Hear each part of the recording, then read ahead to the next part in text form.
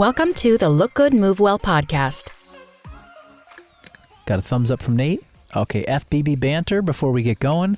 Satya, tell us what you had to eat so far today, because we're in the final days of the 30-day practical protein challenge, and I want to know, how have you done on your goal and your targets for the past 27 days?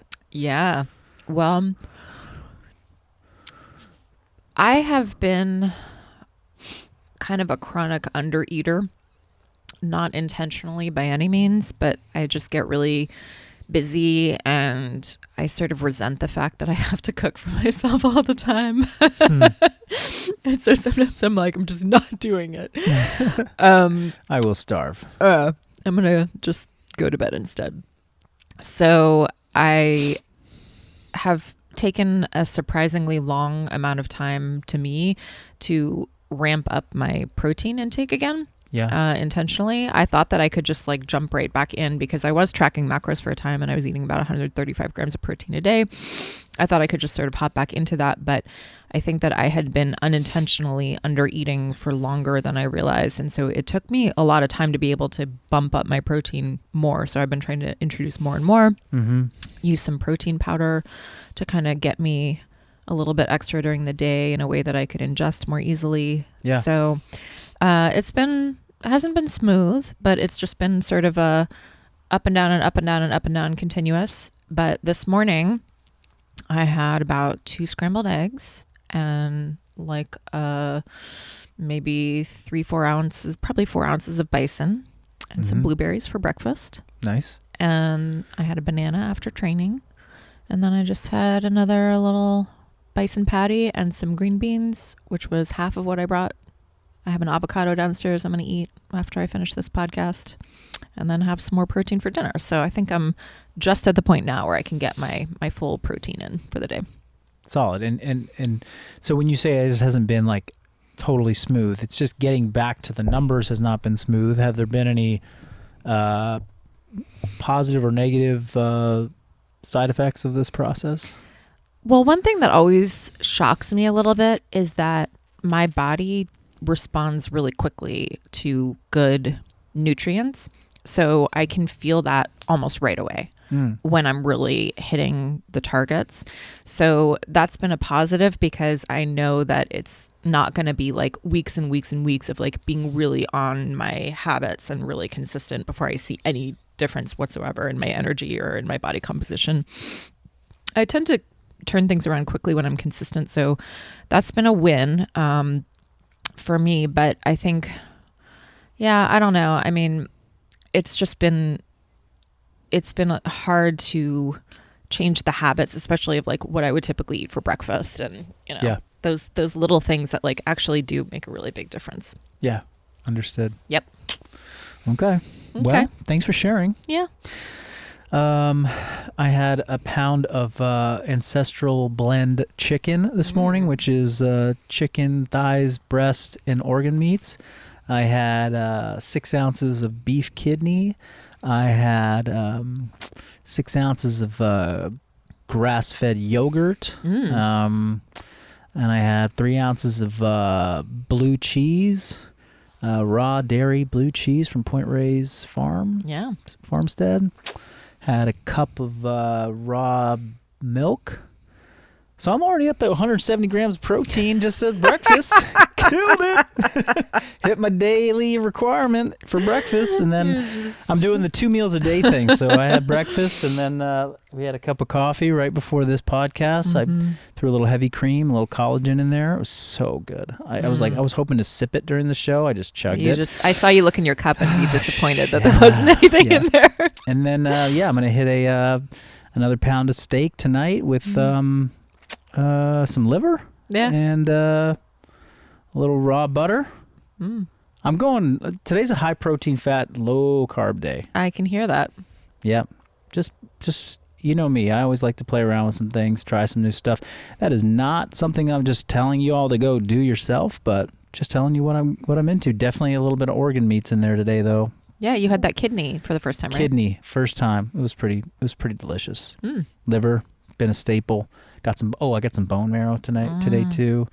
Yeah. So we're just kind of giving it a whirl. Nice. Yep. We are going to be talking about what you do on a rest day. Mm-hmm. Today is not a rest day. No, for either of Yesterday us. was an active recovery day or a rest day, and posted a Q&A on Instagram. Got a lot of questions. What does a rest day look like? Do you eat less on a rest day? How do you adjust your macros? Mm-hmm. Does this qualify? Can I go for an 8K run today? Is that a rest day? What is your rest day going to look like from a movement standpoint? How many rest days a week do you take? So I think there's a lot of curiosities and questions to unpack here. Where do you think we should start? I think we should start with digging into this idea around how much movement is appropriate on a rest day. Okay. Yeah. Well, what is the point of a rest day? Where does that concept even come from? Mm-hmm. There was sort of like, we don't always have to go back and back and back in time, but it's useful to give context to present day, modern day questions with like, well, what were people doing 200 years ago, 500 years ago, 1,000, 10,000, 100,000 years ago? What's a rest day? Like, what were they doing on a rest day? Was there such a thing as a rest day? Or were there such things as active days? Or were there just days that you had to go and move? Like, and what required effort? What would you need to do an effort for? Well, you need to do an effort to get food, to like hunt, or to, evade a predator, or possibly battle, another settlement tribe group of people. I don't know. But the point is that like we didn't, probably as a species, it wasn't like we're going out and training every day. We would just have we were nomadic, we had to move around, and there were like periodic bouts of effort that would happen, and they probably needed to happen daily or, sporadically throughout, a 10-day period, but there was no like cadence to that. And there was no day you would wake up and just be like, oh, I'm just going to chill today. I need to chill today. Like today has to be a chill day because I've really, it was just like, and that certainly didn't happen on like every Thursday. It was like, let's just chill. It was like, okay, we had to hunt like crazy the last couple of days. Like we made a couple kills. I ate a bunch of food. I'm just going to chill today. Like I don't need to do anything. I'm not hungry. We have enough meat, or we have enough food, and we don't need to go hunt right now. Anyway, back to today. It's like, so why would you need a rest day? Well, perhaps you need a rest day because you have been pushing your body physically beyond its capacity, beyond its threshold, or to its threshold. And at the end of a number of days of that, you are getting signals that you're like tired, you're lethargic, like you don't have good mental focus, your appetite's a little all over the place, you're not sleeping perfectly, your sleep's kind of gotten worse, you wake up, you feel a little less chipper in the morning. Okay, these are signs that the stress, physical stress or mental, emotional stress you're putting on your body is kind of overcoming your ability on a daily basis with your nutrient profile, with your sleep schedule, with your, daily practices. It's overcoming your ability to recover from it and to wake up at your baseline. You're below baseline. And that baseline is creeping, you're moving further and further below baseline each day to the point where you're like, I need to take a break. Now, some people have that so scheduled in their life where it's like Monday, Tuesday, Wednesday, I train super hard, I push myself, and Thursday, I give myself a chance to recharge. Active recovery days or rest days are great for people who are on like very consistent training schedules, who are training for sport. It's so valuable to have a point where you can look forward to a physical, emotional, mental break after doing several days where you're actually intentionally pushing yourself beyond that threshold. Now, let's say you're somebody who just moves, you like to move. When you go to the gym, you just do your workout. You don't intentionally push it to the limits. You're not maxing out on weights and reps and speed. you may never feel that what I'm talking about. A week could go by and you might never feel like, whoa, I really need a rest. Like you wake up each day, you're like, I feel good. I want to go move. So we have to just sort of understand, like, what is the purpose of a rest day? The purpose of a rest day is to help you recover from intentional overload, intentional threshold training, pushing your body physically. If you hit moderate movement each day, then you wake up on Thursday, someone's like, hey, you should rest. You're like, why? Like, I feel fine. Like, I don't, what do I need to rest for? So that's where the purpose of rest days come in the first place. And, it's definitely born out of the sporting community, people who are training, people who are using big progressive overload principles to try and push their physiological potential higher and higher and higher. Which even if you're just trying to lose body fat, you might be in a program where using progressive overload and challenging your threshold with weights on a regular basis is part of the process.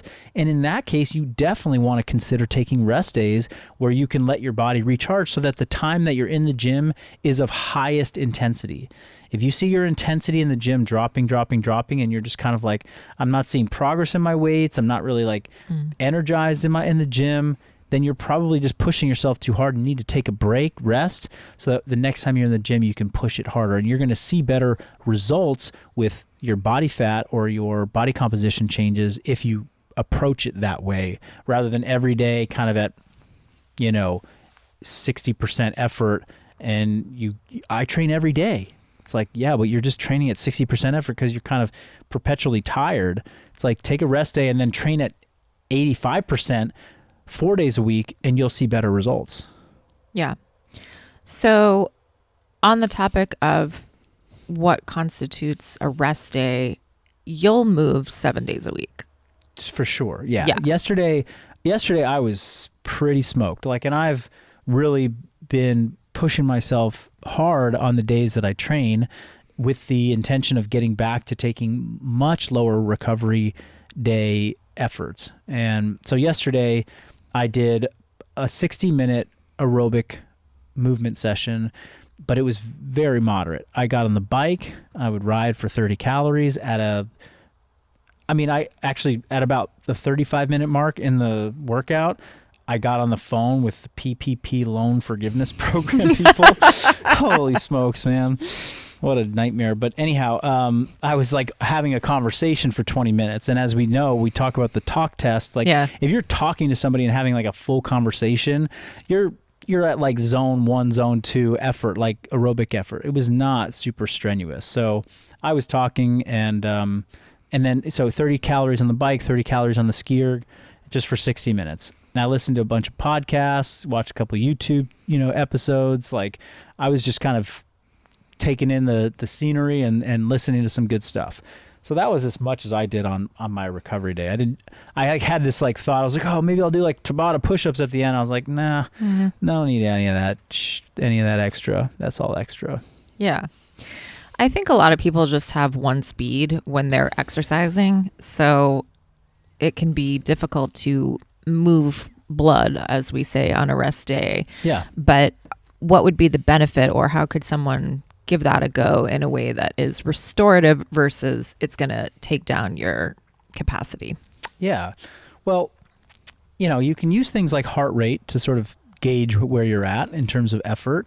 Or you can really just demand that you start at the most simple, right? And the most simple thing on a rest day would be go for a walk.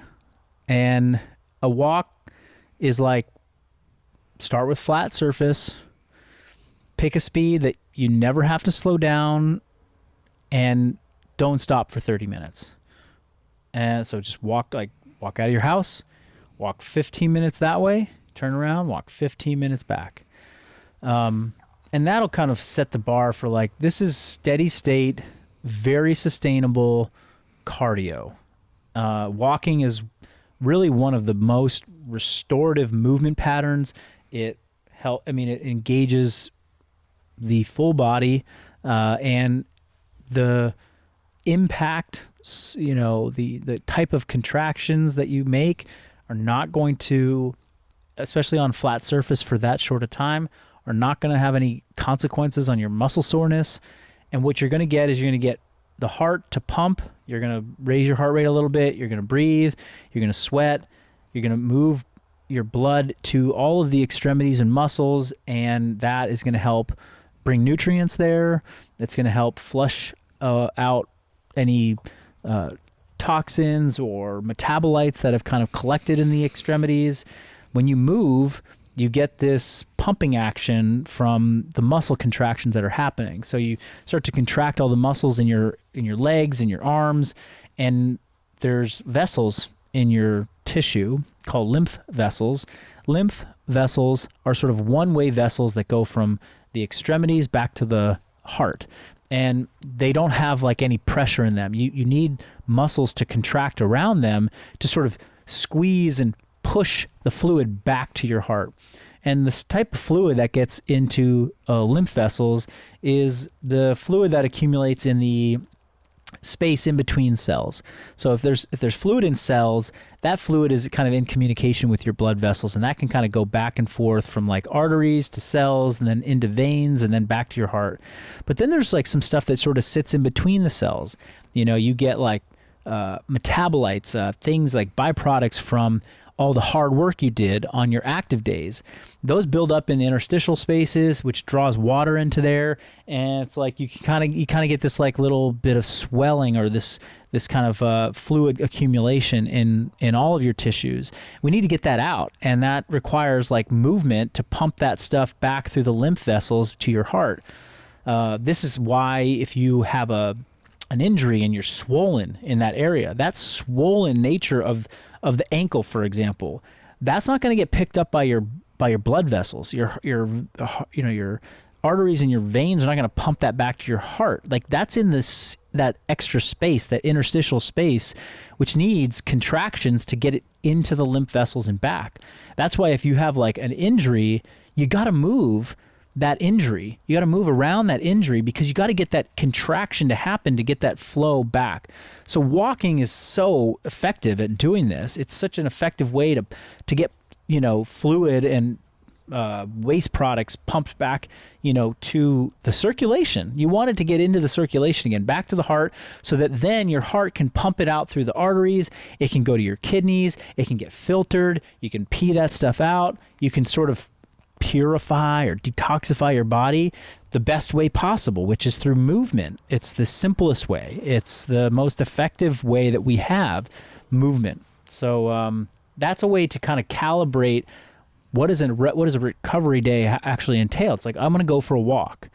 Now, at some point you're like, hey, I can simulate the idea of walking on a bike or on a rowing machine or jogging or carrying a backpack up a hill, and I can understand why people would want to like elevate that, but it's a fine line. It's like at some point, a walk feels restorative, an easy row on the machine seems restorative, putting on a 30-pound pack and hiking up a big mountain. Oh man, my legs are sore. My calves are really stiff, and sore. I got some of that movement recovery, but I actually wake up the next day and I'm not as chipper. I feel my legs are kind of beat up from that. Only you can know what's restorative and what's not restorative. But the rules that I like to follow are like, you got to be able to do it sustainably for at least an hour. You don't have to go for an hour, but if you can't hold this pace for an hour, then you're probably going too hard. Number two, try and start with things that when you're not loaded. So you shouldn't be like loading heavy. Yeah. If I row, I'm going to use like the really low damper setting. So it's not really like I'm not pulling against a lot of resistance. So before you do a weighted vest hike, just do a hike, right? And then you want to think about the type of contraction where you're not doing, a ton of, call it eccentric loading, where, basically when the muscle is loaded and then you stretch it at the same time. So think about doing a negative on the bicep curl. You got this heavy load at the top, you're contracting the muscle, and then now you're going to go negative and you're going to to stretch that muscle. You're going to go down, down, down. The muscle's getting longer and it's under load. So that's a loaded eccentric. That is what causes a lot of muscle damage. And you want to avoid that on a recovery day. You want to think things that don't involve that. Like, so walking is, on flat surface doesn't involve that too much. If you start doing hills, well, now you think about coming down the hill, like you're planting and then, you're doing like single leg step ups every time, or step downs when you're coming down a hill. So that's how I would calibrate a recovery day. And some people are like, I just want to just do nothing on a rest day. And what I learned in my competitive training years was that the days of doing nothing were oftentimes like they were worse than if I just got up and went for that 30-minute walk. Yeah. Because I didn't get that benefit of like, moving the stuff, moving the waste products out of my limbs. How about nutrition on a rest day? Most people ask the question, how do you adjust your macros on a rest day? And I think what they're leading to is like, how do I know how much less to eat on a rest day? And in the question is the flaw. I should eat less on a rest day because I'm not exercising. Well, you don't eat more on a workout day because you exercised. That I don't believe you should. Therefore, on a rest day, I don't think you should eat less. I think you should eat the same. And if there's a day to eat more, it's actually likely the rest day. And here's why. When you train hard, it is common to undereat on those days. And many people are aiming to be in a slight calorie deficit. A lot of our audience, listeners and members are aiming to be in a caloric deficit because they're trying to lose body fat. They'll go through periods of like, I'm trying to shred out or lean out or lose some body fat. And whether they're doing it intentionally or alternatively, you're doing it unintentionally, a lot of people end up getting into a caloric deficit without trying on training days because, number one, they're training, they're focused, they have more to do in their day. It's easier for them to stick to their nutrition plan. Furthermore, when you train hard, that's an appetite suppressant. So you get that cortisol dump or that adrenaline dump from training, might suppress appetite. Maybe you're training and you're taking a little pre-workout or you're drinking some more caffeine because you want to get your, nervous system all fired up. You want to get amped up. That's another appetite suppressant. And so there's a number of reasons why over the course of, let's say, a 3-day training period, you might find yourself, you might actually be in a caloric deficit. And so on a rest day, this is your chance to come back and refuel. Not because I want you to like overeat calories, but because just by refueling, what you just did was you gave yourself an opportunity to come back the next 2 days and have some intensity in your training and actually put forth the effort which is required to change your body and your physique. Now, at the end of a week, if you want to lose body fat, you will have to be in, caloric maintenance or in, caloric deficit in order to see the changes. But what I'm saying is like after 3 days of training, Monday, Tuesday, Wednesday, hard, you might be in a 600, 700, 800 calorie deficit. So on a rest day, eat the same thing you ate the days before, and that might help actually, maybe plus a couple hundred. It's going to help you increase, your overall intake and replenish from what just happened on those previous 3 days. I do like to look at day-to-day nourishment as sort of like you're hitting the average of what you need over extended periods of time. So when we have our macro calculator, we don't have a rest day, active day calculator. I think people that are playing into that and that are selling that, like here's your active day and your rest day macros, it is really just a psychological hack to help people buy into their plan. because somebody's like, I'm not exercising today, therefore I should eat less. And that thinking is so flawed because it's like you only eat calories if you exercise. And that's totally messed up. Right. You eat calories to support your lean tissue that you already have, your basal metabolism, your non-exercise activity thermogenesis, and your exercise. There's a lot of things that are happening that require calories, not just your exercise. So in my opinion, it's a better approach to say, this is what I do in a week. I train 3 days a week. I do cardio 2 days a week. I'm 180 pounds. I'm this body composition. And with all those inputs, this is how many calories I need every day. And that gives you an average per day. And so you should be aiming to hit that every day, whether it's an active day or a rest day. And know that on an active day, you might actually end up in a little bit of a deficit. And then on the recovery day, you want to be in a little bit of a surplus.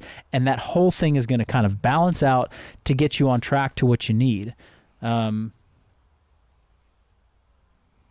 no, I don't adjust my macros on a rest day outside of what my normal plan would be. Yeah.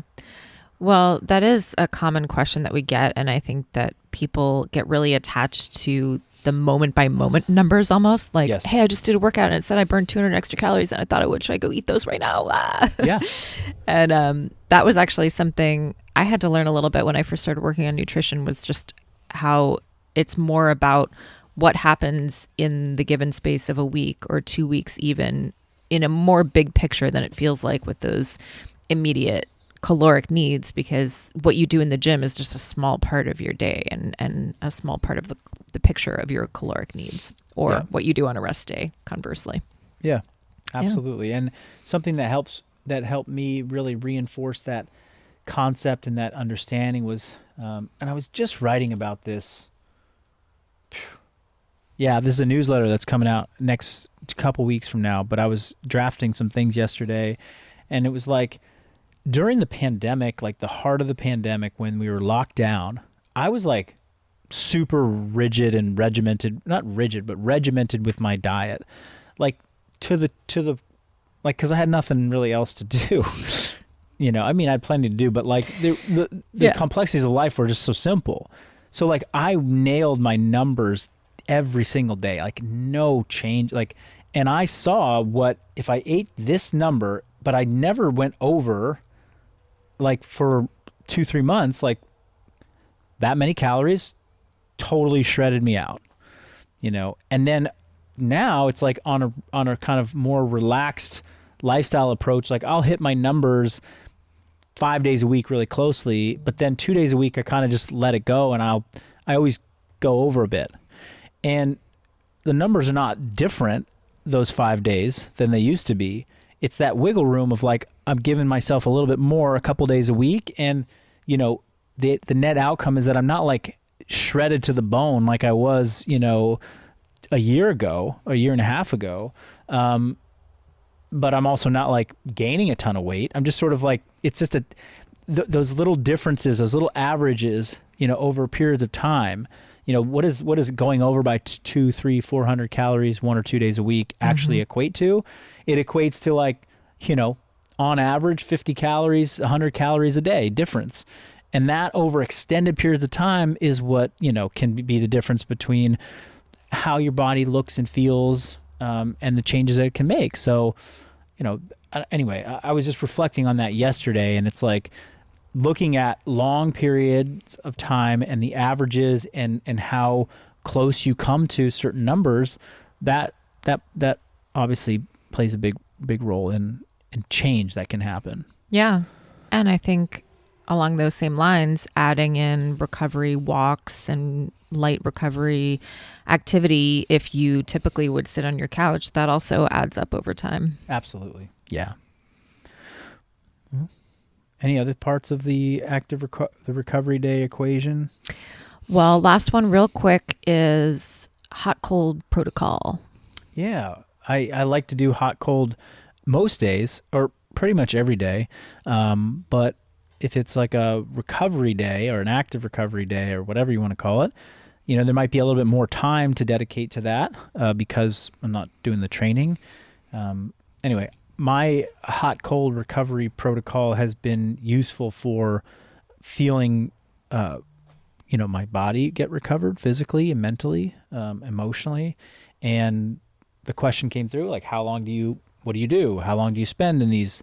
So if you don't have access to a sauna or a cold plunge, then this is a great thing to investigate on your recovery day. So instead of going to the gym, look up in your local area places that offer, a sauna, a public sauna, and they're available. I know most cities and suburbs and even smaller cities have these accessible, and you can book a 30 to 60 minute, time slot.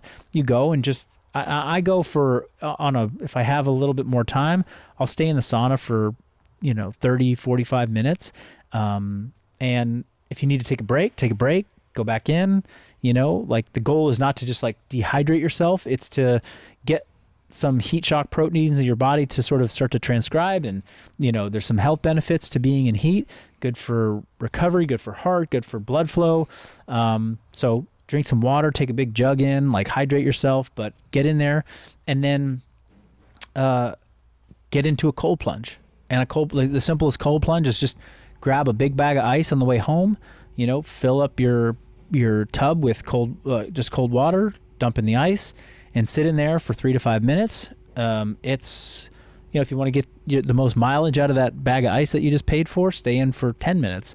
But it's the combination of both of those is just really valuable for, building resilience, physical, mental, emotional health, immunity. There's lots of benefits there. And, if you can't do it every single day, then make it your rest day protocol. Yeah. At the commune where I was born, there's like a community sauna, and everybody would go in there, and then in the winter go roll around in the snow. Nice. Yeah, that's rad. Like, there's a lot of people listening that are in some cold climates right now, so you don't even need an ice bath. Just go out in the snow, and if you can, find something hot that you can get into, that would be ideal. And there's some, I know there's a lot of people that are kind of DIY, do-it-yourself sauna building in their homes, and there's some options out there that are starting to get more and more affordable. But the Finnish culture is like that. That's the country in the world that has the most per capita saunas. I think it's like if you buy any home or you rent an apartment, like it's standard practice that every home, every apartment has a sauna in it. I hope one day that looks like America, and it's got there's just a lot of just great evidence-based research out there that shows the dramatic impact it can have on longevity, heart health, things like that. Yeah, I got to get on that. Yeah, for sure. Let's go. You got that space down there. Get it. All right. Maybe we need to get one here at the. I know. I was gonna HQ. We've been. We're gonna knock down. By the way, there's been discussion of knocking down a wall and taking over another bay here at the HQ. So send your coffee. Send your, what else did I ask for?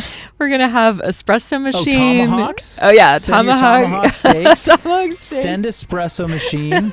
Send a sauna, and I'll get the cold plunge. Okay. Deal. Maybe Sean can build us the combo kit. All right. All right, guys. Have a great rest of your day wherever you are.